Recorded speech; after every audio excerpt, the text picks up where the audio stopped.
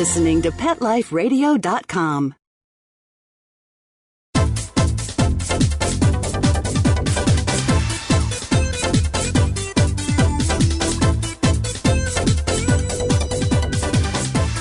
Hello! Welcome to the Animal Party with Deborah Wolf. I'm your hostess at this great party. We've got dogs, we've got cats, we've got goats, we've got sheep, we've got horses. We've got everything today. And I'm going to ask you right off the top of the show our trivia tease question of the day. What kind of milk do you think they're going crazy for in Europe right now? Is it sheep milk? Is it goat's milk? Or is it horse milk? I'll give you a hint. It is supposed to be healthier than cow's milk. Lower in fat, lower in cholesterol, lower in drugs. The advocates of this say you can drink it without pasteurizing. Okay, so is it sheep, is it goat, or is it horse milk? The newest milk on the market, the milk that's taking Europe by storm. What do you think it is? Well, I'll tell you at the end of the party. And for now, we're going to join the party. We're going to move on over to the hors d'oeuvres, check out what's here. I see we've got some human treats and some dog and cat treats over there. Cat treats, because today we've got Beth Adelman joining us. And she is known to many of you as the Cat Lady because of her column in the Sunday New York Post. But not only that, she embraces the Cat Lady. She is the Cat Lady. She's okay with the idea of sharing her toast with cats. She's okay with the idea of having many sweaters and many cats and cat hair on said sweaters. She's okay with all of that. And so we'll be having her on later today. She's also the former editor-in-chief of Cats Magazine and Dog World. She's been managing editor for AKC Gazette. So this is a woman who's got her chops in the pet world, definitely. And she's won several awards from the Dog Writers Association of America and the Cat Writers Association for her work, which means she's top-notch in her field, really. The best of the best, the cream of the crop. So that's who's coming to join us today to talk about cats and misunderstanding them. But she does it with a sense of humor. Her book, Every Cat's Survival Guide to Living with a Neurotic Owner, just in its title, you know it's going to be funny. And she definitely gets how we misunderstand our cats. We think they're mean. We think they're nasty. We think they're mad at us. We think they're punishing us.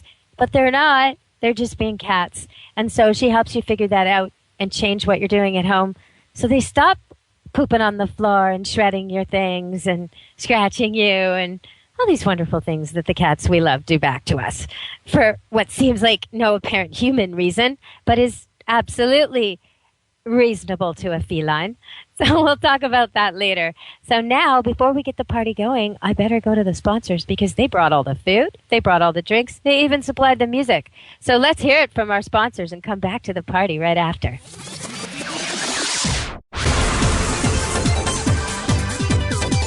Don't go anywhere, because the best is yet to come. Stick around.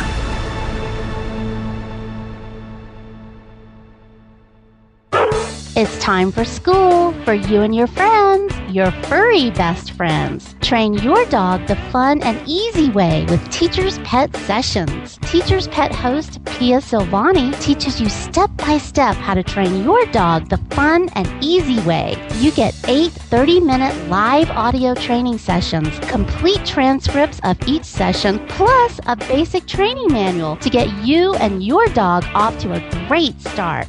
Training begins the moment you bring your dog home. Teacher's Pet Sessions offers positive reinforcement training to shape your dog's behavior and encourages upbeat, enthusiastic responses to ensure that your dog will enjoy learning. Teacher's Pet Sessions dog training is fun at both ends of the leash. So listen, learn, and laugh with your dog with Teacher's Pet Sessions. Get your copy of Teacher's Pet Sessions Volume 1 today. To order, go to teacherspetsessions.com. Hi, this is Pia Silvani, your host. Bring your dog, tug toy, and treats, and get ready to have some fun. teacherspetsessions.com.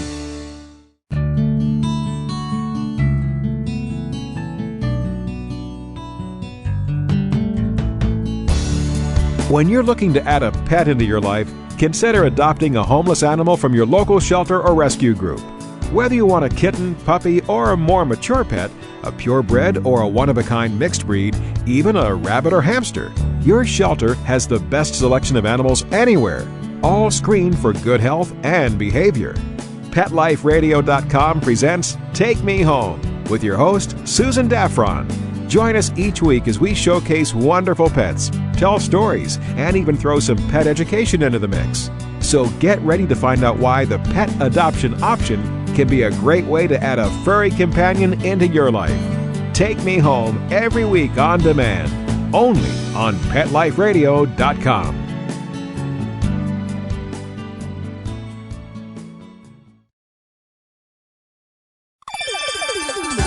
Let's Talk Pets on PetLifeRadio.com.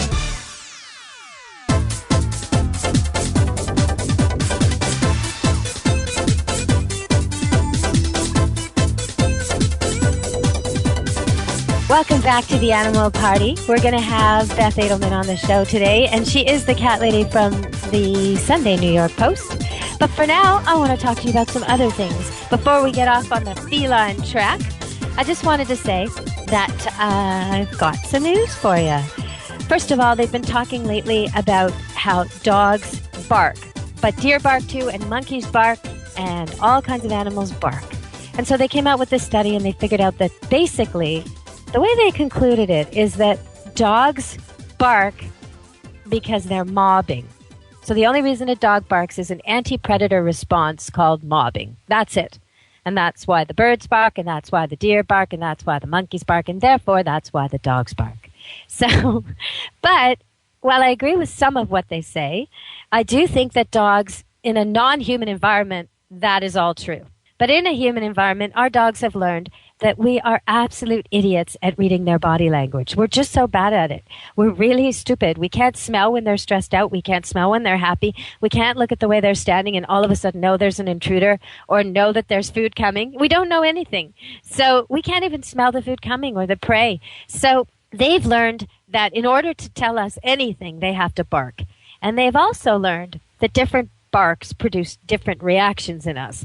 So I would suggest that this study is a little bit off, because while they admit at the end of it that dogs do quickly learn, and I'm quoting them, dogs do quickly learn the simple cause and effect relationship between their bark at 10 p.m. and the fact that you'll get up and walk them. Okay, so they admit that they've learned to bark to make you walk them at certain times a day, but they're missing the fact that domestic dogs have learned to do that in all kinds of ways. So this study says, basically, don't think your dog is saying, I want to play, or your house is on fire, or anything like that. All he's saying is, woof, woof, woof, mob, mob, mob, gather the troops, gather the troops. That's basically all he ever says. And I would suggest that that's completely inappropriate and totally wrong for a dog who lives with humans and has learned to say all kinds of things like, Auntie Sally's on the driveway, or my best friend next door, Fifi, is going for a walk, or that cat you hate is in the bush in front of the window, or mailman coming, mailman coming. That might be mobbing to tell everybody in the neighborhood. But there's different kinds of barks for different kinds of human needs. And also, I noted that they missed a few animals that I would suggest bark. They named, and this is from Science Daily, and it was a big deal a week ago, they named deer, monkeys, birds, and dogs as barkers, but they did not name seals and sea lions. So I think that was a bit of a mistake there. Okay, so I just wanted to comment on that. Well, that about wraps up my news for today. I've got a little bit of some trivia and some leftover news and party tricks for the end of the show to keep you guessing. But right now, we're about to go to my guest of the week, and it's Beth Adelman. She's a certified cat behavior consultant. She wrote this book that I love called Every Cat Survival Guide to Living with a Neurotic Owner. So you can tell she has a sense of humor. But she's also written a bunch of books since, including some books for kids like Good Dog and Cool Cats and The Pony Guide and Killer Whales and Beautiful Ballerinas and Weird Pets. So we're going to have her come on and talk to us about that. Some of you may know her already, because she's done a lot of work for the Cat Writers Association and for Dog Writers Association and for Dog World Magazine and the AKC Gazette, so, and Cats Magazine too. So you'll know her as the former editor-in-chief of Cats Magazine. But now she's the cat lady writing her column for the Sunday New York Post, and we're going to have Beth Adelman on to talk about cat topics in a moment. So listen to this word from our sponsor, and we'll be back with Beth Adelman. Don't leave this party before it's over, because the best is yet to come. Only losers leave the party early anyway. Party on. Back in a few.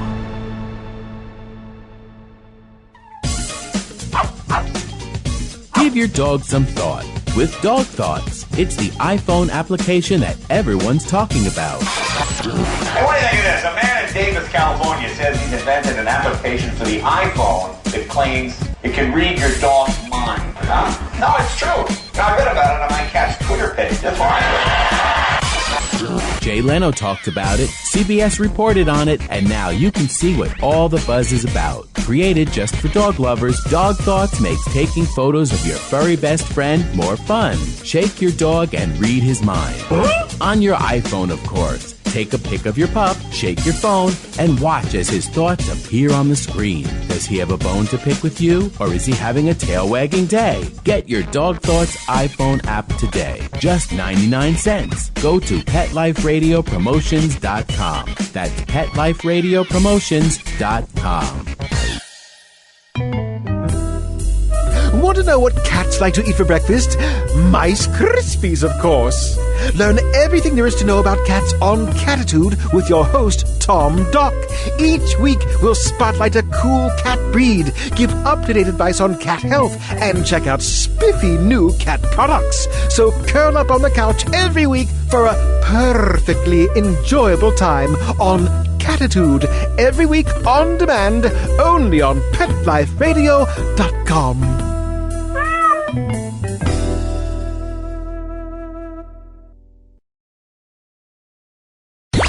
Let's talk pets. Let's talk pets On Pet Life Radio. Pet Life Radio. PetLifeRadio.com.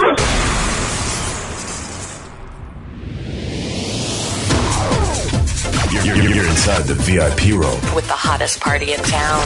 Back to the party. Let's go!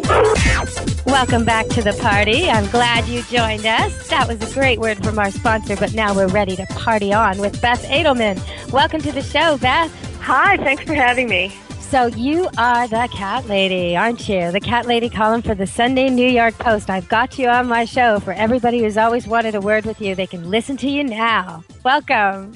Thanks. You know, it's funny because when we started that column, my editor asked me what I wanted to call it, and I said, let's call it the Cat Lady. And he said, well, it just sort of makes you sound like a middle-aged lady with a lot of fuzzy sweaters.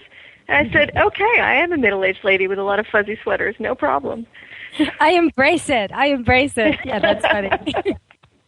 Okay. So when you look at people and their cats, and I know you get a lot of one-on-one contact with some really naughty kitties, what are you seeing going wrong out there? What I see going wrong mainly is a lot of misunderstandings between people and their cats. The cats are misunderstanding the people's intentions. The people are misunderstanding the cat's communications.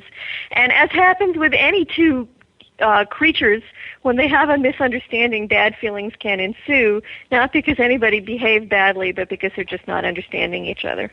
So what do you do to correct that? I mean, if they come in and they have a concrete problem, like they say the cat's vindictive or mean or something like this, but you figure out that what they really mean is the cat wrecks their things or the cat attacks them. Okay, what do you do?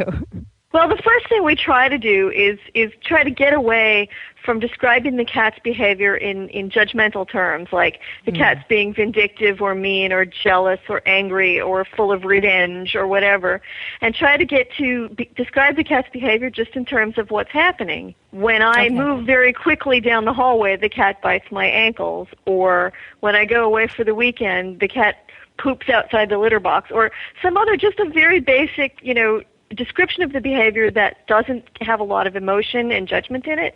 And when you start to look at the behavior in that way, it's easier to look at what's really going on, to understand what the person wants, to understand what the cat wants, and then see if we can find a way to compromise, to give the person what they want and to still give the cat what they want and need. So the person thinks the cat's mad at them because he poops outside the litter, but really, maybe the cat needs a different kind of litter box or a different kind of litter. It could be something like that. Okay, and cats often don't use their litter box when their people are away, and it's one of two things. Either they don't have someone coming in often enough to clean the litter box, and so the litter box gets dirty and the cat won't clean it, the cat won't use it. Or sometimes cats are very stressed when their people are away. They miss them, and it's like you can say to the cat, oh, I'll be back in 3 days, but the cat doesn't really know that. And so there's a possibility you'll be back, and there's a possibility you'll never be back.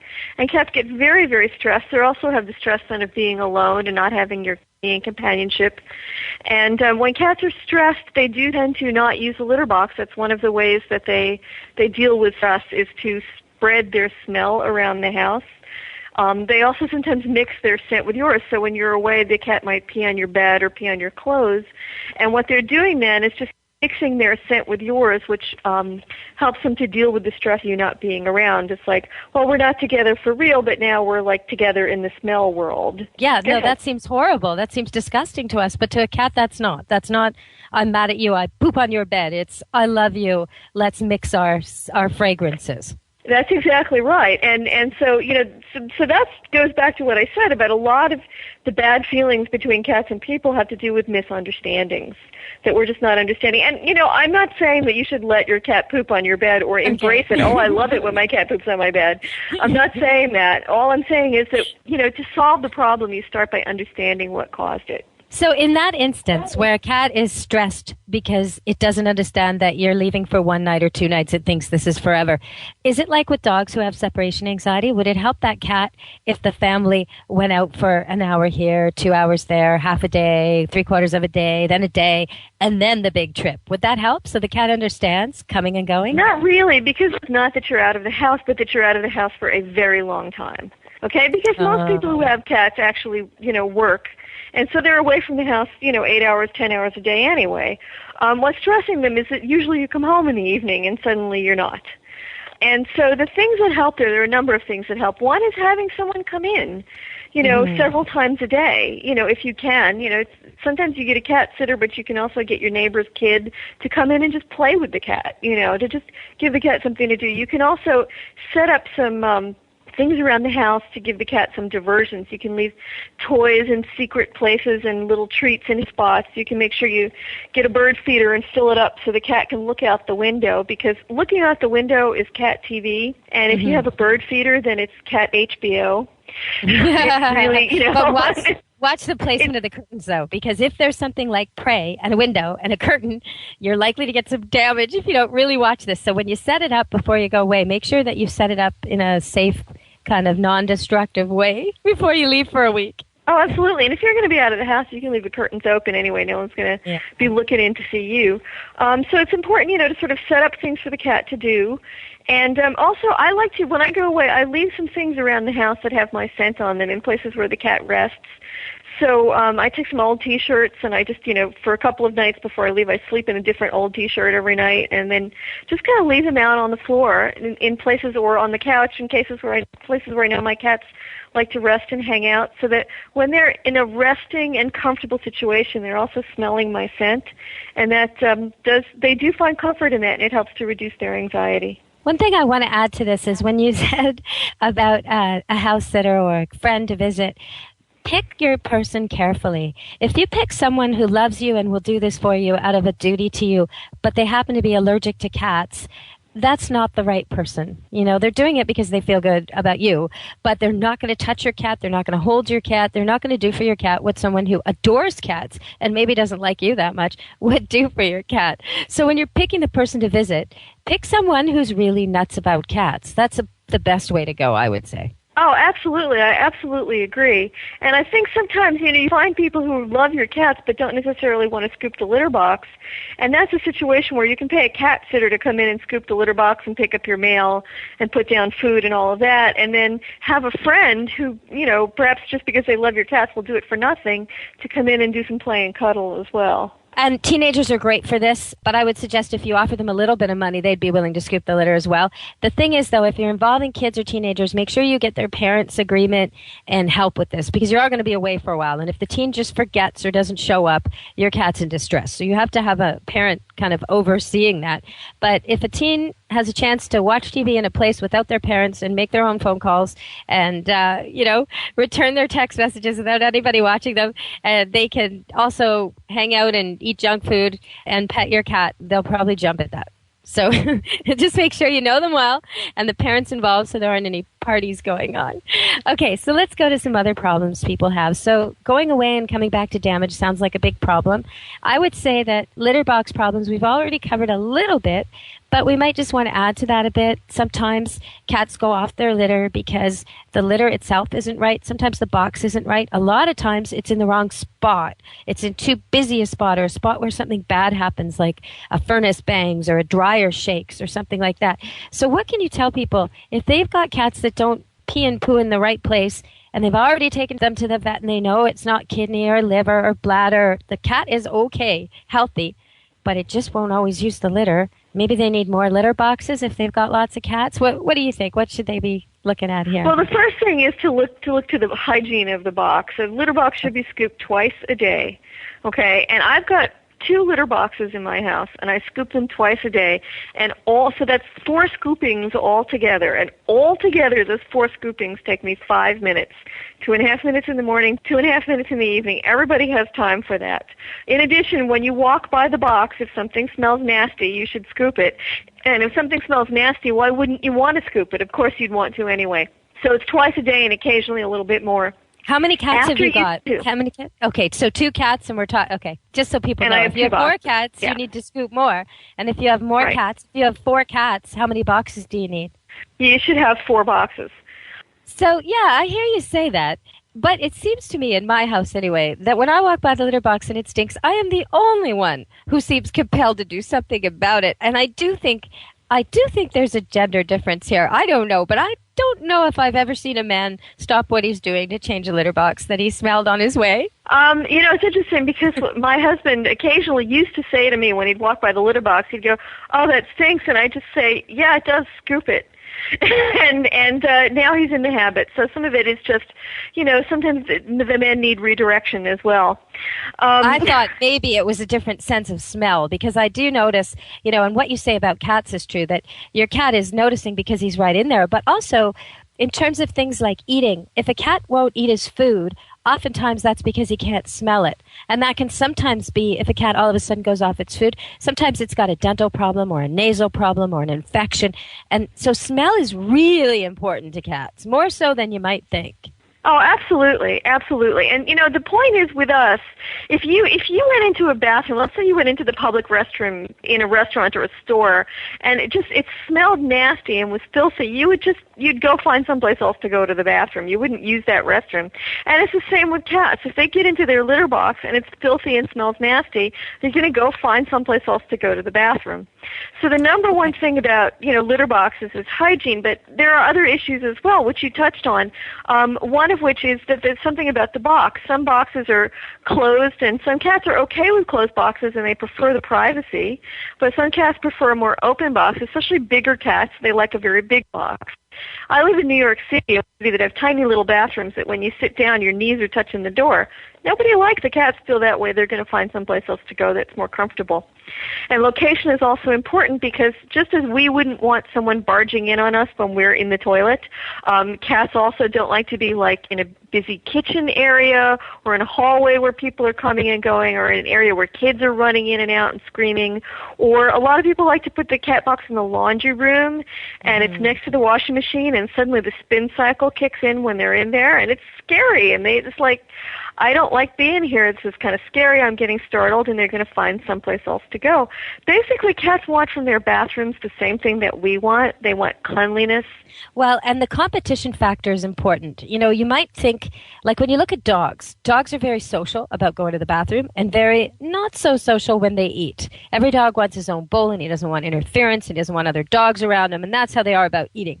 Cats aren't really that way. In fact, you'll find cats from the same family sharing food quite easily, but not the litter box. Nobody wants to wait for the bathroom. Isn't that true? Yeah, so that cats will also, because cats do control access to resources, and it's true that some cats will share food, but other cats will not, which is why I do recommend that you have separate bowls and plates for each of your cats. But access to the litter box is an important resource, and one of the ways that cats express their hierarchy is by controlling access to the litter box. So very often you'll have a cat who will lie down near the litter box, and it looks like nothing to you. It looks like Sparky's just lying near the litter box. But Fluffy, the other cat, sees that and sees that she has to the go. main route to the litter box is being guarded, and she doesn't dare go there, and so she goes in the plant or on the couch or on your pillow or something else. So it's not why her it's important. fault. If you had 2 litter boxes in 2 different areas, then the big bully cat can't guard them both. So there's always one free left. I understand that. Okay, so you've got some other books here too, like Cool Cats and The Pony Guide and Killer Whales. It sounds like you're trying to get kids to interact better with animals from these books. Well, I mean, those are beginning readers, and they are fun. The ones about domestic animals, like ponies and cats and dogs, have a lot of care information. The ones about killer whales, obviously, you don't keep killer whales as a pet. They're just about learning more about animals and understanding them and understanding how cool they are. One of the things I try to do in all my interactions with kids, and I do have a lot of interactions with kids, is to just show them how very cool animals are, because I think the more they understand that animals are neat and unique beings, the more empathy they have for them and the more likely they are to treat animals with respect and wonder and love, which is, the way everyone should be treating animals. So for most people out there listening today, they know that you're the cat lady from the Sunday New York Post, and most of them probably have a question or two for you. But even those who have a cat who doesn't scratch them, doesn't destroy their furniture, isn't mean to them, doesn't do litter box indiscretions, even they probably have a hard time giving their cat medicine.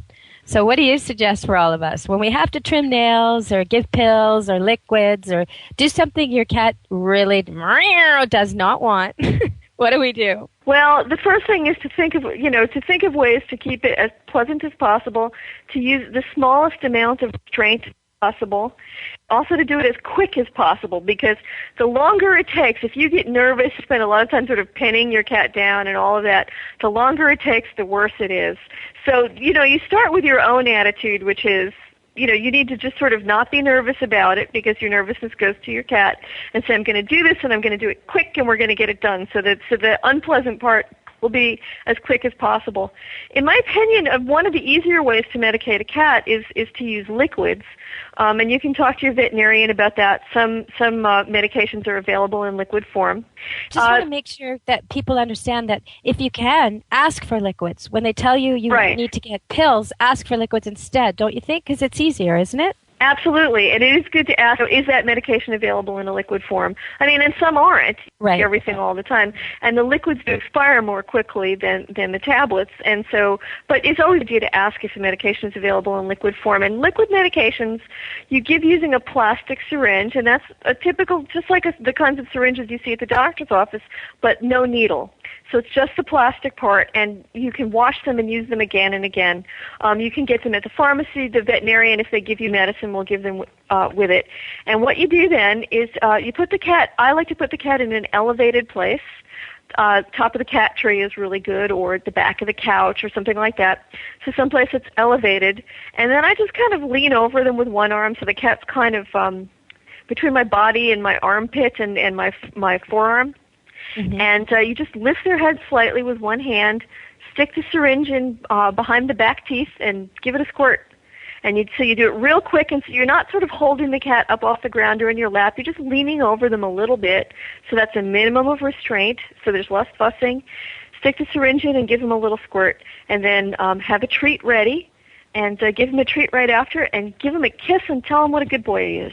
Well, one thing you told me the last time we were on the radio, which surprised me, and I don't know why I didn't think of it myself, but if you do give a cat regular pills, you ought to give it water this way, the way with the syringe, right after. And can you explain that to everybody? Right, and there was some research done about 2 years ago, really important research, that found that when you give a cat a pill, and just a dry pill, it often gets stuck in the esophagus. It ends up clinging to the side of the esophagus and doesn't go all the way down. As a result of that, one is that it can damage the esophagus. And the other is, and eventually the cat creates enough saliva that the medicine does get down, but it takes a very long time. And the cat also has more chance to cough it up or spit it out later when you're not looking.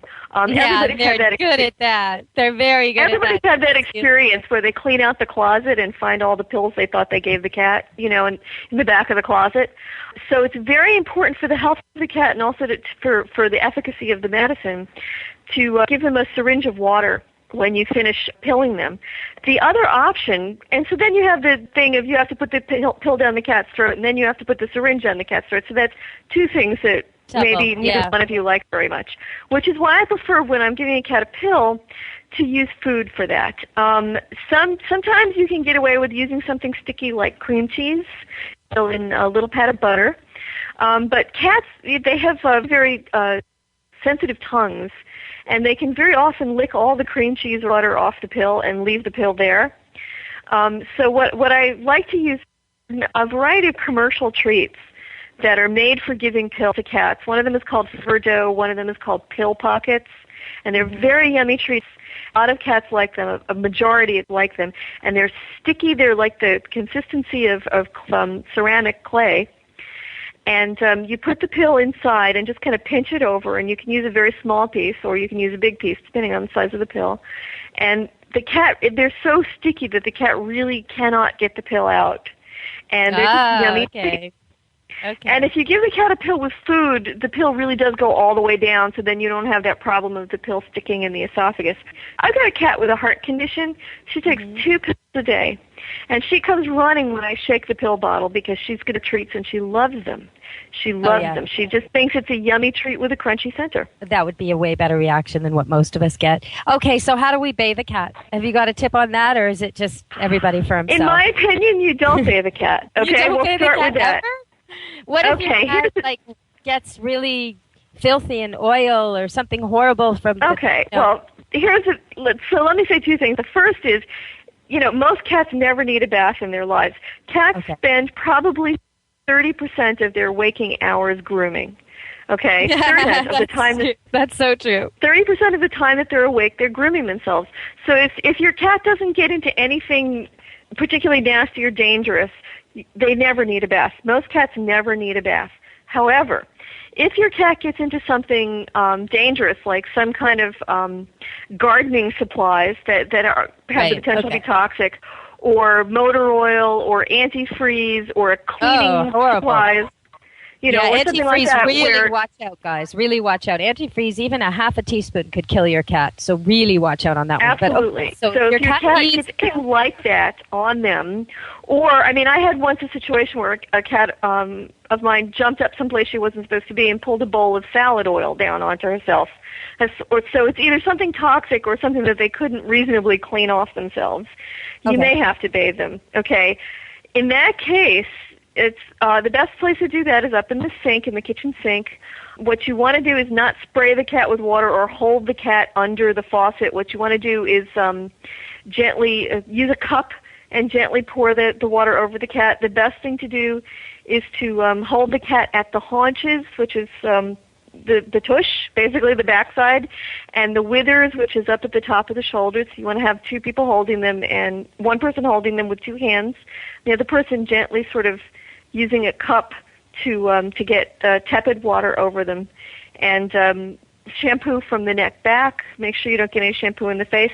It's going to be an unpleasant experience for both of you. Go fast, right? Go fast, right? Go Speed fast. Is of the essence. You're running out of time before you start. Dogs are much more go with the flow on things like this. Cats, you've got to... It's important, though, you've got a limited time. It's like a grenade. You've got to go fast.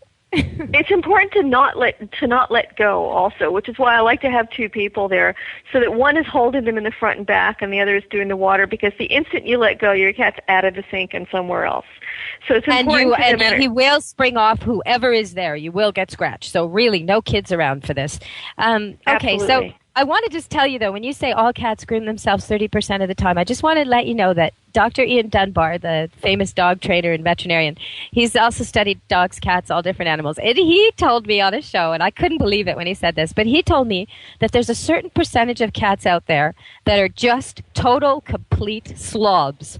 They neglect their coats. It's not that they're unhappy. It's that they just don't care. They're like Oscar the Grouch who lives in the garbage can. And he was going into how he once owned one and all this stuff about it. But so I just thought I'd just raise that with you because maybe on a future show we can have you both on and go head to head on this.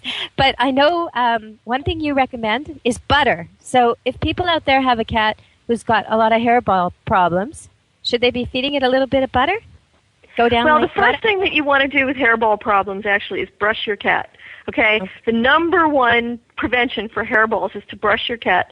The more you brush your cat, the more dead hair is going to come out in the brush, the less dead hair the cat's going to swallow.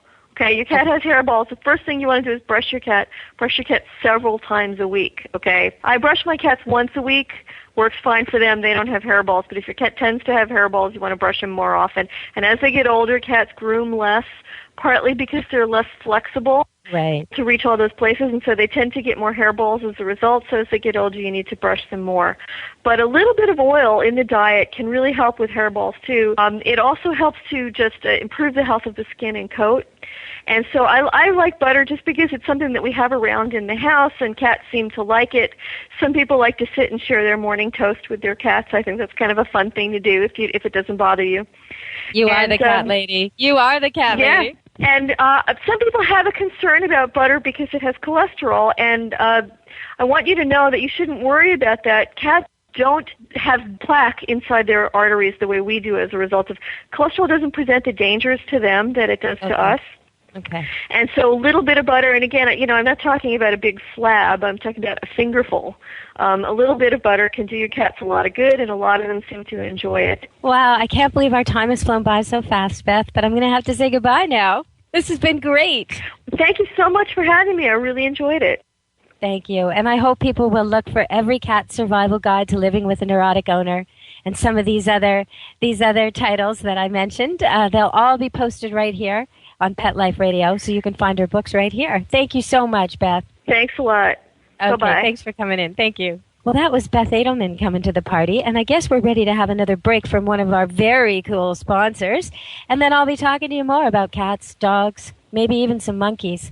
Talk to you soon. Come back to the party. Don't leave this party before it's over because the best is yet to come. Only losers leave the party early anyway. Party on. Back in a few.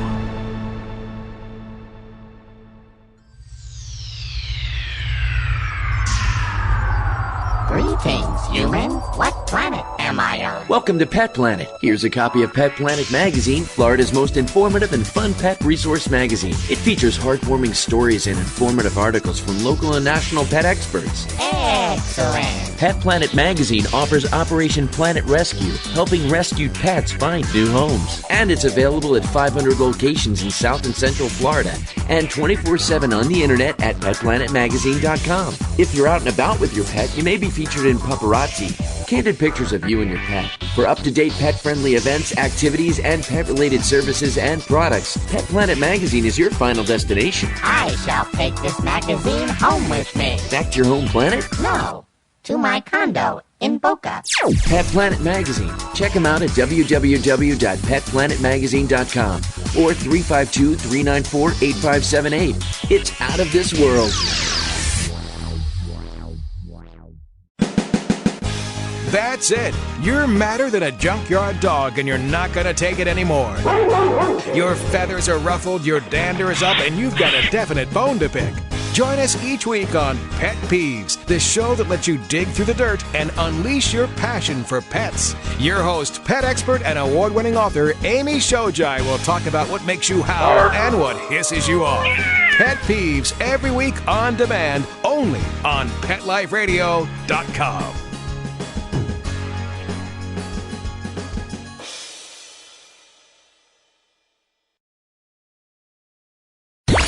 Let's talk pets. Let's talk pets On Pet Life Radio. Pet Life Radio. PetLifeRadio.com.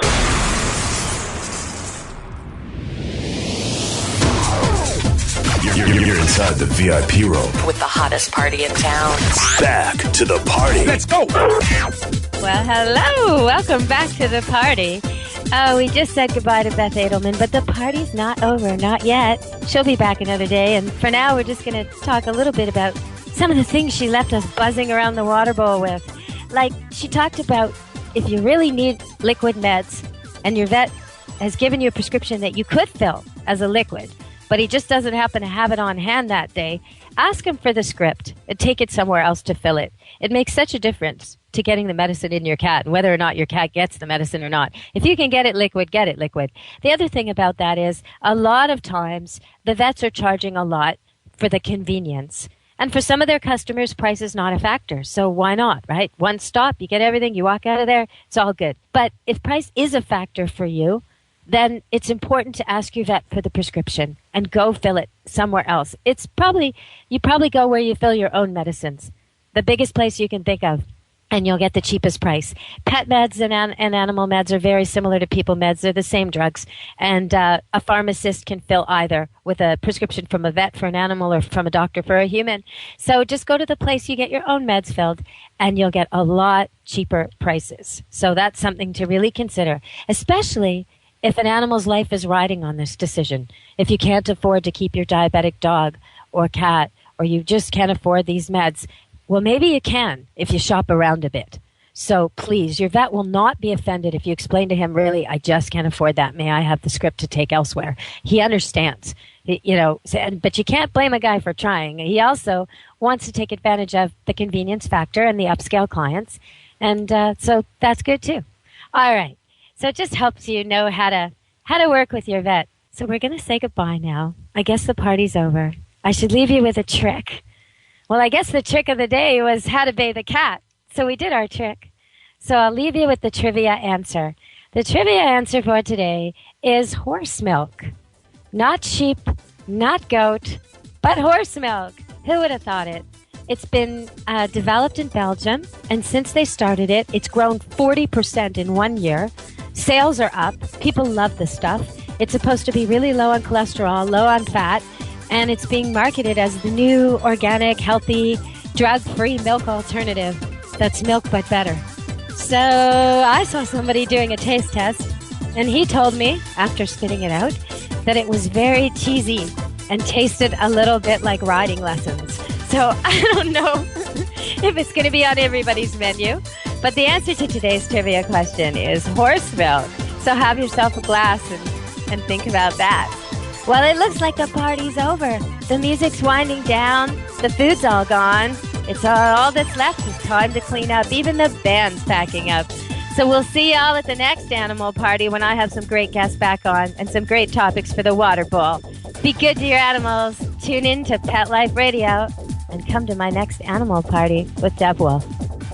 Let's Talk Pets every week on demand, only on PetLifeRadio.com.